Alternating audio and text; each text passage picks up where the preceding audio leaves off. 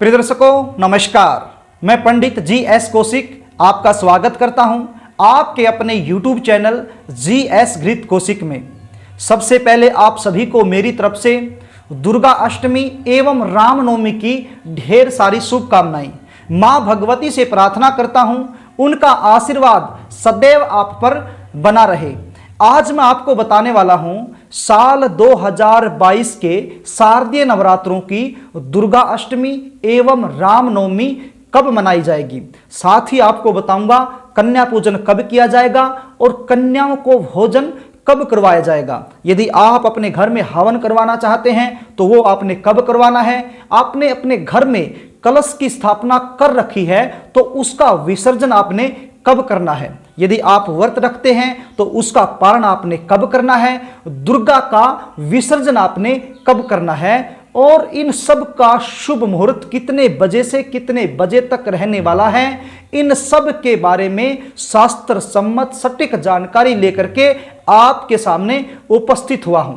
कार्यक्रम को आगे लेकर के चलूं इससे पहले आपसे निवेदन करना चाहूंगा, यदि आप चैनल पर नए हैं और अभी तक आपने चैनल को सब्सक्राइब नहीं किया है तो चैनल को सब्सक्राइब जरूर कर लें, बेल आइकन को भी प्रेस कर लें ताकि हमारी आने वाली जो नई वीडियो है उसका नोटिफिकेशन आपको मिल सके और वो वीडियो आप आसानी से देख पाएं। प्रिय दर्शकों, शारदीय नवरात्रों की दुर्गा अष्टमी 3 अक्टूबर सोमवार के दिन मनाई जाएगी। वहीं बात करूं रामनवमी की तो 4 अक्टूबर मंगलवार के दिन मनाई जाएगी।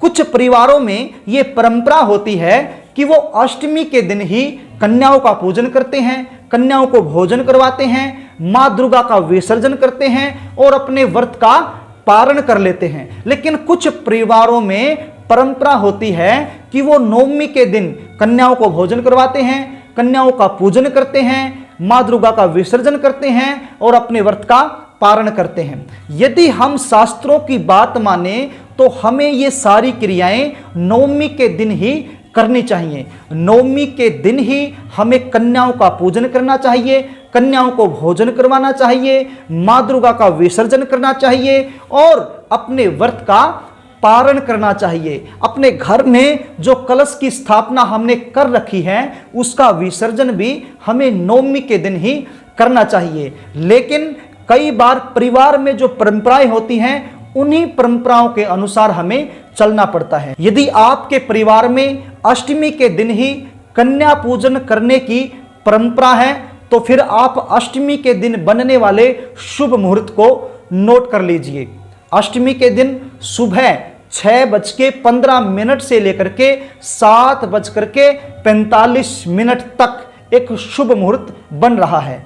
इसके बाद सुबह 9:13 से लेकर के 10:42 तक दूसरा शुभ मुहूर्त बन रहा है। यदि अष्टमी के दिन आप माता रानी की पूजा करने के बाद कन्या पूजन एवं कन्या भोजन करवाना चाहते हैं तो जो शुभ मुहूर्त मैंने बताए हैं इन शुभ मुहूर्तों में आप कर सकते हैं। और यदि नवमी के दिन आप ये क्रियाएं करना चाहते हैं तो नवमी के दिन का जो शुभ मुहूर्त है उसको नोट कर लीजिए। नवमी के दिन सुबह 9:15 से लेकर के दोपहर में 1:30 तक शुभ मुहूर्त रहने वाला है। तो इस समय में आप मां दुर्गा की पूजा कर सकते हैं, कन्याओं की पूजा कर सकते हैं, कन्याओं को भोजन करवा सकते हैं, कलश की जो स्थापना आपने अपने घर में कर रखी है उसका विसर्जन कर सकते हैं, मां दुर्गा का विसर्जन कर सकते हैं और अपने व्रत का पारण कर सकते हैं। तो प्रिय दर्शकों, चाहे आप अष्टमी के दिन ये सारी क्रियाएं कर रहे हैं या फिर नवमी के दिन ये सारी क्रियाएं कर रहे हैं, विधान एक ही रहेगा। इस विधान को जान लीजिए, इस विधि को समझ लीजिए। सुबह आपने जल्दी उठना है। यदि आप अष्टमी के दिन ये क्रिया कर रहे हैं तो मां महागौरी का ध्यान आपने करना है और उनकी पूजा अर्चना करनी है। और यदि नवमी के दिन आप ये कर रहे हैं तो आपने मां सिद्धिदात्री का ध्यान करना है और उनकी पूजा अर्चना करनी है। हो सके तो आप किसी योग्य ब्राह्मण की सहायता ले लीजिए और यदि खुद करना चाहते हैं तो अपने हाथ में चावल और पुष्प ले लीजिए और माता रानी का ध्यान कीजिए। माता रानी का ध्यान करके उनकी पूरी पूजा करने के बाद आप अपने घर में हवन भी कर सकते हैं। हवन करने के बाद आपने भोजन तैयार करना है। अब भोजन के अंदर आपने हलवा, खीर, पूरी ये चीजें जरूर बनानी है। हो सके तो आपने चने भी बनाने हैं। ये चीज बना करके आपने मां दुर्गा को भोग लगाना है। हवन की जो अग्नि है उसमें भी आपने भोग लगाना है।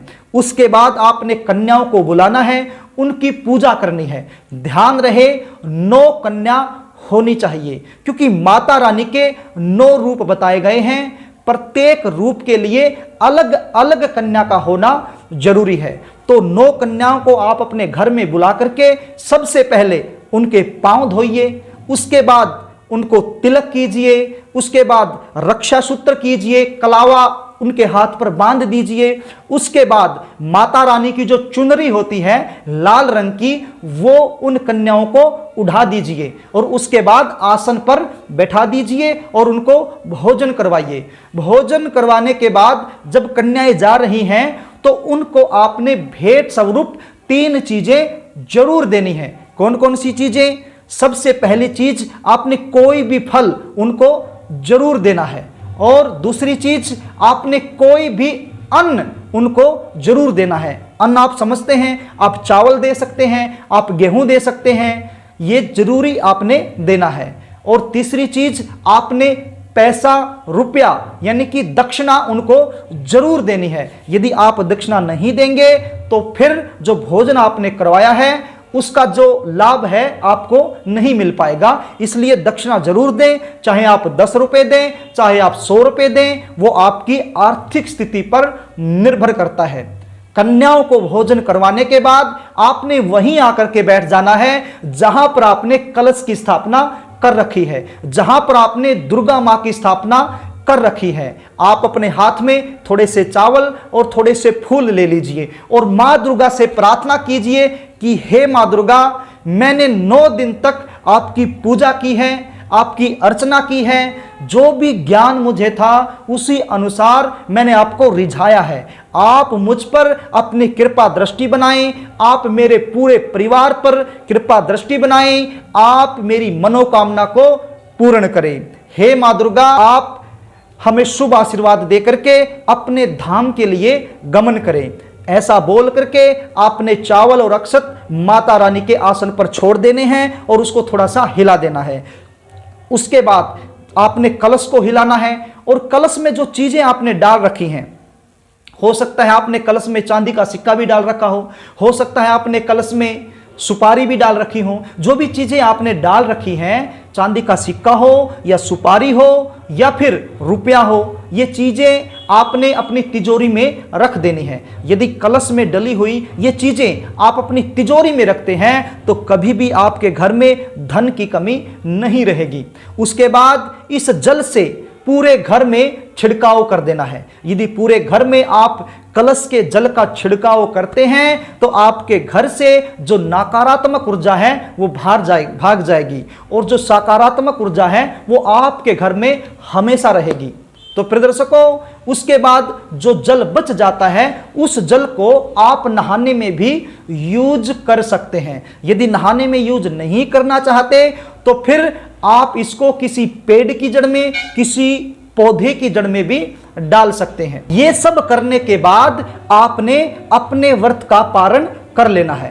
तो इस प्रकार से आपने ये सारी क्रियाएं करनी है। यदि इस तरीके से आप ये सारी क्रियाएं करते हैं तो मां भवानी की विशेष कृपा आप पर सदैव बनी रहेगी। प्रिय दर्शकों, मैंने बड़े ही आसान तरीके से आपको बताने की, समझाने की कोशिश की है। आशा भी करता हूं कि आपको समझ में आ गया होगा। यदि फिर भी मेरे बताने में, मेरे कहने में, समझाने में कोई त्रुटि हो गई है तो मैं माफी चाहता हूं। यदि आपको कार्यक्रम अच्छा लगे तो वीडियो को लाइक कर देना, शेयर कर देना, कमेंट जरूर करना। यदि अभी तक आपने चैनल को सब्सक्राइब नहीं किया है तो चैनल को सब्सक्राइब जरूर कर लेना। आज के लिए बस इतना ही। कल फिर मिलेंगे, तब तक के लिए नमस्कार।